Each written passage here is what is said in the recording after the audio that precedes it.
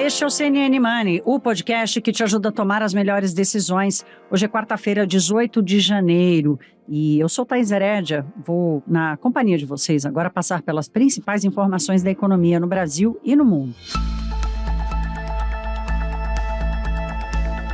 Ô, turma, nós estamos acompanhando aqui a evolução do trabalho, do comportamento dessas figuras que são aquelas representativas na condução da economia do novo governo. O que a gente percebe é que essa condução, essa gestão, ela está muito mais ainda na base do discurso. Mas nos últimos dias tem duas mudanças sutis que estão promovendo um forte efeito. Só olhar o que está acontecendo na Bolsa, né? Quer dizer, nós estamos convivendo com o maior escândalo contábil do país e a Bolsa, por vários motivos, por alguns motivos, mas também por esse que eu vou tratar aqui agora, os mercados estão indo bem, o dólar está caindo bastante e tal. Enfim, que mudanças são essas? A primeira delas, Fernando Haddad e Simone Tebet, que tocam o planejamento, só eles têm falado sobre economia. Eles estão alinhados e, ao mesmo tempo, está cada um no seu quadrado, ninguém avançando no terreno do outro. Segundo motivo, segunda mudança, o rumo da prosa deles está na direção correta. Já falei isso aqui no Money. E tem tido ali uma dose de recados suficiente para mostrar que tem ali uma intenção real de reverter a fragilidade das contas públicas. Então, uma coisa é uma coisa, outra coisa é outra coisa. Começa mesmo pelo discurso. O governo tem 18 dias, só tem discurso e compromisso para assumir e aos poucos vai tentando mostrar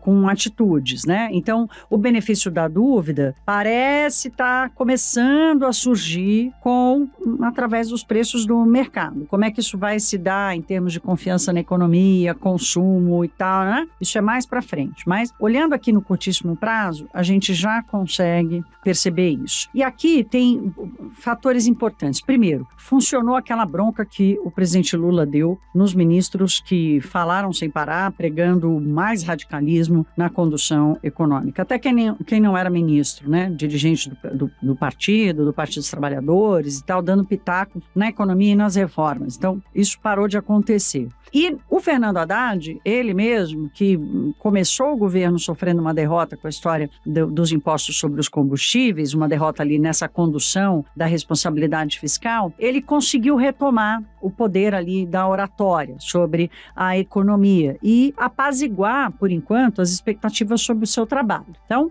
18 dias de governo novo, começando com muito ruído, a coisa foi minimamente controlada. Tá bem, ponto. Parágrafo. A gente sabe que a política não dorme, muito menos a sua agenda. Essa quarta-feira vai ser dia dela emplacar, ou pelo menos tentar emplacar, uma mudança não só no valor atual do salário mínimo, mas também na política de reajustes do salário mínimo do governo Lula. O presidente vai encontrar finalmente as centrais sindicais na manhã dessa quarta-feira. Então hoje é daqueles dias que a gente vai antecipar um pouco o que está para acontecer, mas vai repercutir só amanhã. Então Lula vai encontrar as centrais sindicais, elas chegam com um material gigante preparado pelo DIEESE, que é o Departamento Intersindical, que preparou ali os cenários para a discussão da política de reajuste do salário mínimo, as defasagens, com várias contas. Então, eles vão gastar um bom tempo do presidente e vão ter a companhia do ministro do Trabalho, Luiz Marinho, que é a favor dessa mudança, quer anunciar um grupo de trabalho para se dedicar a encontrar a melhor fórmula para isso e outras atitudes que a sua pasta vai tomar. Mas, nesta quarta-feira, o foco vai ser a discussão sobre o salário mínimo. O problema de curtíssimo prazo é caber no orçamento. Quanto cabe no orçamento? Os 1.302 de agora. Nós já dissemos aqui algumas vezes que este valor já tem um ganho real do salário mínimo. Né? Então, o presidente Lula já cumpriu a sua promessa de promover ajuste real do salário mínimo. Lembrando que pelo menos metade das categorias do trabalho do setor privado não conseguiram nem repor a inflação do ano passado nos seus reajustes, nas suas negociações. Então, o salário mínimo já conseguiu um aumento real. Vou fazer um parênteses aqui, antes que você arrume caraminhola na sua cabeça, para lembrar que o salário mínimo no Brasil é muito baixo, sim, mas é aquela contradição, aquela dura contradição da gestão pública no país. Ele é muito pouco para quem recebe e caríssimo para quem paga. Então, em algum momento o Brasil vai ter que sentar e discutir essa distância, essa distorção. Então, fechado parênteses. Pois bem, o que os sindicatos vão apresentar hoje? Aí nós entramos aqui com o trabalho sempre em cima do lance do Caio Junqueira, nosso analista de política, que está antecipando o que os sindicatos, o que as centrais sindicais vão apresentar ao presidente Lula hoje. Tem matéria especial no nosso site, vou dividir alguma coisa aqui com vocês. O principal ponto aqui é o seguinte: eles apresentam 3 cenários possíveis para a adoção de uma política de reajuste. Para além dessa discussão se o valor vai subir ou não agora, né? E se cabe ou não no orçamento de 2023. Essa é a discussão de já. A discussão de médio e longo prazo tá bom, mas como é que a gente garante para não precisar ter essa discussão aqui todo ano? Não, peraí, vamos fazer reunião com o presidente, sobe um pouquinho mais, um pouquinho menos o salário? Qual será a política adotada pelo governo Lula?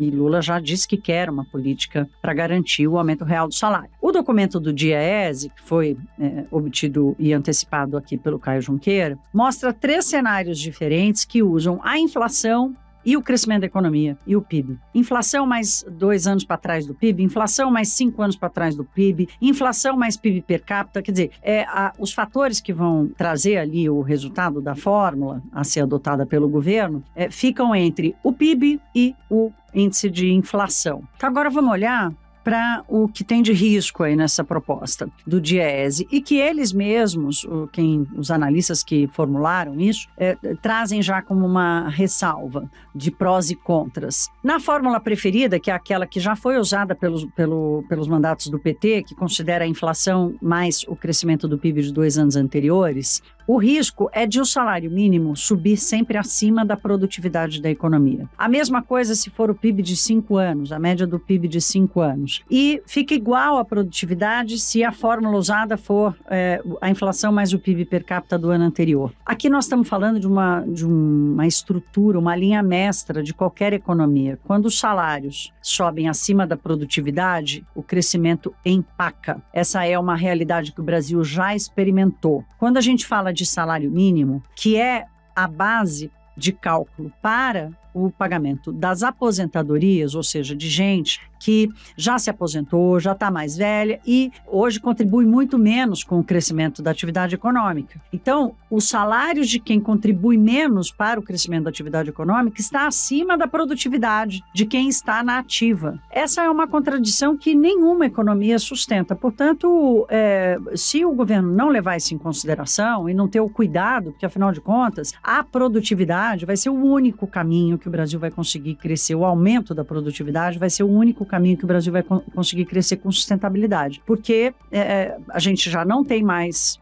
menino nascendo mais do que gente envelhecendo, tal do bônus demográfico, a economia internacional tem uma outra configuração, então ou o Brasil vai crescer através da produtividade ou não. Então, se tivermos uma política em que o salário mínimo e, portanto, os benefícios dos aposentados, daqueles que estão já inativos na economia, se esse valor for acima da produtividade da economia, não vai dar certo, o Brasil não vai crescer. Isso não é a tais herédia, não é ideologia, isso é a matemática, né? Não consegue, é muito difícil isso acontecer. Então vamos acompanhar a reunião e ver o que vai ser e claro, amanhã a gente traz todas as repercussões aqui e se realmente houve alguma sinalização para uma ou outra fórmula, o bode está na sala, minha gente. Se causar problema para a recuperação e a retomada da produtividade da economia brasileira, aí está contratando o baixo crescimento para o futuro.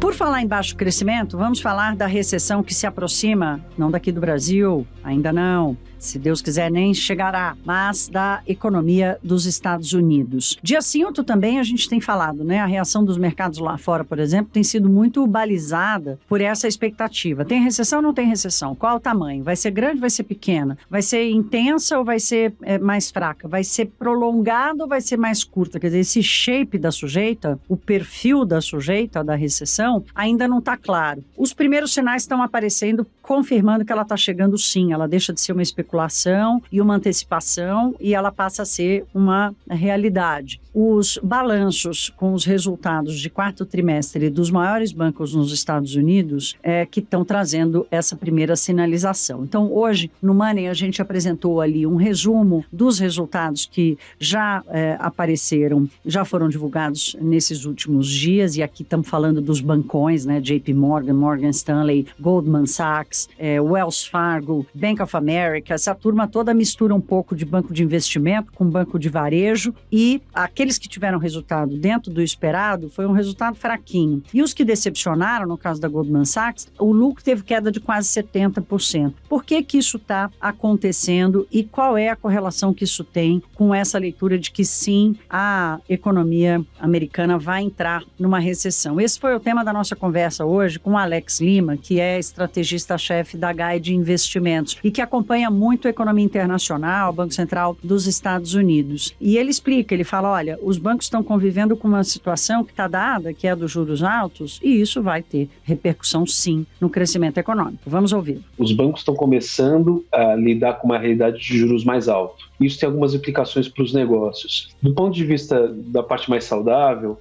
juros mais altos geralmente é melhor para o banco, né? Ele consegue geralmente ganhar um pouco mais de dinheiro na diferença simplesmente dos depósitos que ele se financia com os clientes, com os ativos dos clientes, e o quanto que aquele consegue investir. Então é um ambiente naturalmente mais saudável para os bancos. Isso basicamente na atividade bancária, né, de intermediação de crédito.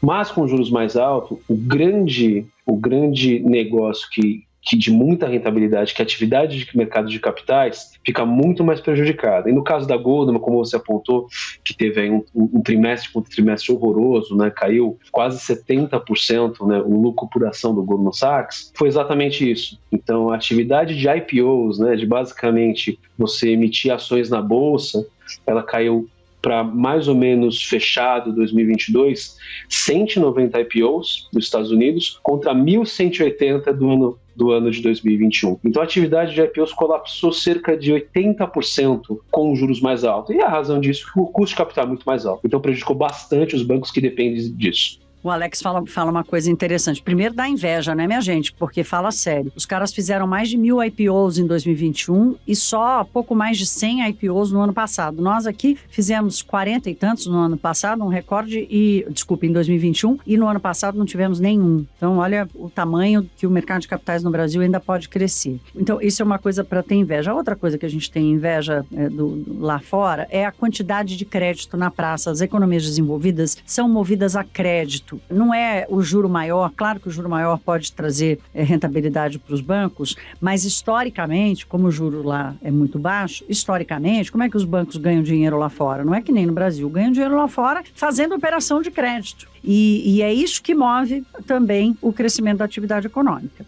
O Alex explica um pouco a diferença dessa relação da taxa de juros mais alta com as operações de crédito, com a prestação de serviço para o mercado de capitais, por exemplo, como o lançamento do IPOs, e ele explica um pouco essa diferença no perfil dos bancos e o tipo de efeito que ela provoca. Então, tem que separar muito quando a gente analisa os bancos, o que é banco de investimento, e aí, como você citou, Goldman Sachs, Morgan Stanley, e o que são os bancos mais complexos, né, e maiores de varejo, né, que você tem o Bank of America, Wells Fargo e JP Morgan. Esses bancos eles são um pouco mais equilibrados, né? Os bancos de investimento, que é Morgan Stanley e Goldman, são basicamente tem 3 linhas de negócio, que é a corretora, que depende muito do volume do mercado, da volatilidade do mercado, gestão de fortunas e o banco de investimento. E as linhas, né, realmente de banco de investimento colapsaram. E são os grandes, geralmente são os grandes carros-chefes dos FIIs, né? Um modelo de realmente de gerar FII. Então fica muito mais difícil para esses caras. E aí a grande pergunta, provoca ser quanto tempo os Estados Unidos ficam com juros altos, que vai prejudicar a linha de negócio desses bancos, e a gente pode ver fraqueza nesses bancos de investimento durante alguns trimestres,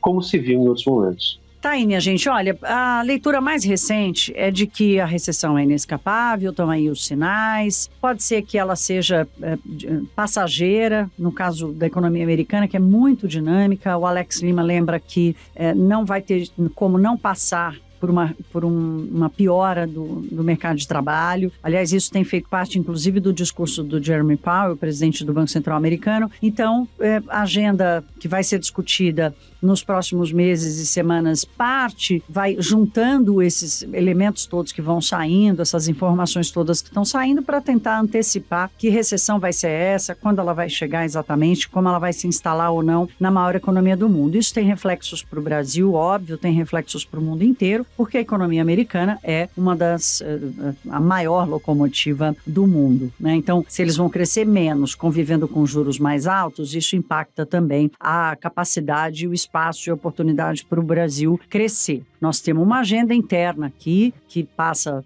pelas reformas, aliás, reforma tributária, que eu vou fazer aqui um último capítulo sobre ela, mas, de qualquer forma, prestar atenção no que está acontecendo lá fora e entender a dinâmica disso, os reflexos disso na economia internacional vai fazer parte da nossa lição de casa aqui.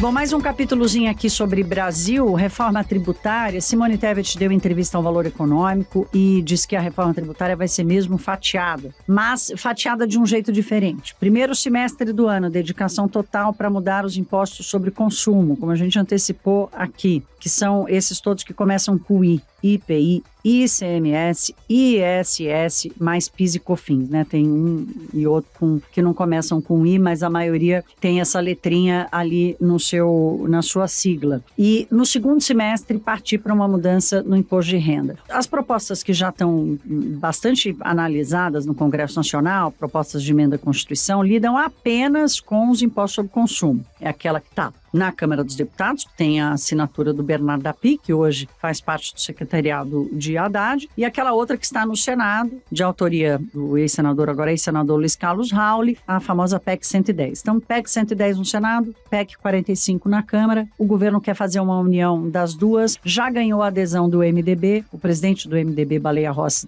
esteve ontem junto com a equipe econômica e com Bernardo Api e demonstrou apoio a essa tentativa e acha que com o novo Congresso que toma posse agora em fevereiro, tem espaço para esse negócio avançar. Isso vai ser super importante, minha gente. O Brasil chegou no limite, né? Não tem como, assim como não tem como crescer com salários acima da produtividade, também não vai ter muito como crescer se não mexer no sistema tributário brasileiro. Acompanhamos os próximos capítulos. Para a gente fechar, mercados aqui no Brasil surfando na onda da expectativa de mais crescimento de recuperação da China, as commodities subindo, Americanas mais contida no seu próprio problema, talvez isso ainda vá gerar repercussões maiores no mercado de alguma forma, ou até mesmo na economia, mas a conferir. Por enquanto temos aí o prazo de 30 dias que já começou a correr para a varejista decidir o que vai fazer. Então, um frenesi doido, tentando descobrir quais são os próximos passos, mas temos que levar em consideração que ela tem 30 dias e essa sinalização que eu tratei aqui no comecinho. Lá fora tem uma mistura de a expectativa de reabertura da China e o tamanho da redução da atividade econômica, tanto nos Estados Unidos como na Europa. Hoje tem dado de inflação da Europa e do Reino Unido, mostrando que ainda há uma resistência, uma resiliência muito forte do processo inflacionário, mas de qualquer forma já está muito claro que o pior já passou, pelo menos o pico da inflação no Reino Unido e na zona do euro já passou, e agora é acompanhar a estratégia dos bancos centrais para lidar com essa inflação resistente, e por isso os mercados têm tido um comportamento muito misto lá fora e aqui no Brasil também. Há muita volatilidade, esse é o nome do jogo, continua sendo. O que não é volátil, pelo contrário, é certo e firme o CNN Money, esse podcast que vos fala. E é assim que eu me despeço, prometendo voltar amanhã. Até lá, se cuidem. Um beijo.